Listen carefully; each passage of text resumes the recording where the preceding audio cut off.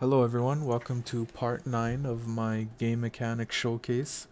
For part 9 I'll be briefly talking about my checkpoint mechanic. So let's begin to do that and make our way to stage 2. But first we gotta take out this little guy here, just spam attack him, and boom. So essentially what the checkpoint mechanic is just like it's essentially just a convenient way for the player to spawn back within a level without having to completely restart that level. So as you see here, this little blue thing or indicator I have in the map is an indicator for the checkpoint. So if I were to jump dash to this location here, as you see here, and let's say I were playing this level normally, and I were to make my way here on this platform, and let's say I were to fall and die, I would then respawn back to this checkpoint here. Um, this is of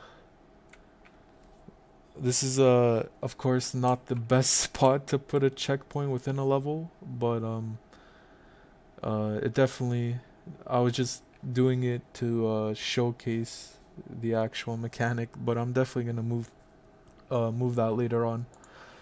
Um, so to talk a little bit about how the checkpoint mechanic works is essentially once the player collides with the checkpoint itself, and the checkpoint is essentially an empty game object with a collider attached to it, a triggered collider. And once the player collides with that collider, it takes note of the player's position, and then the next time the player dies, it sets the player's position back to the checkpoint. So that's essentially how that works. So let's see here, and as you see here,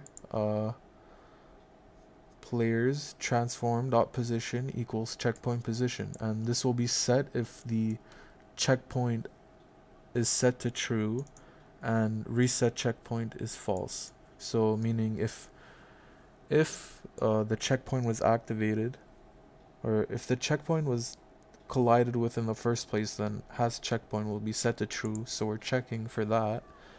And if the player has already reset prior to that, so and then it begins to position the player back to the checkpoint.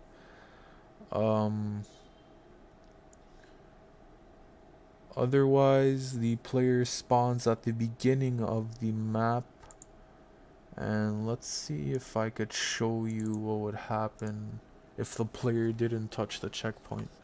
So if the player didn't touch the checkpoint and just straight up fell off, then you would not spawn back at the checkpoint. If I were to touch the checkpoint, then I would spawn back at the checkpoint. So there's that. This should be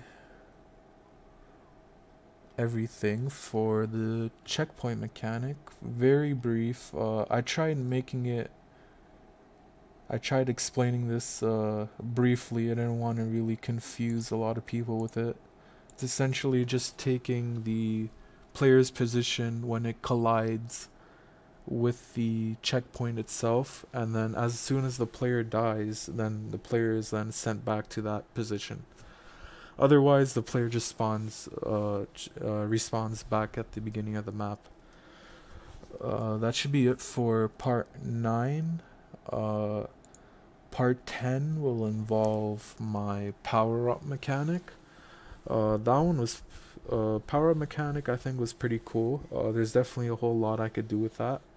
But that will be my 10th and probably not final video revolving around this whole project, but definitely a final video in regards to mechanic showcases for uh, this series. So I'll see you guys for part 10, Power Up Mechanic.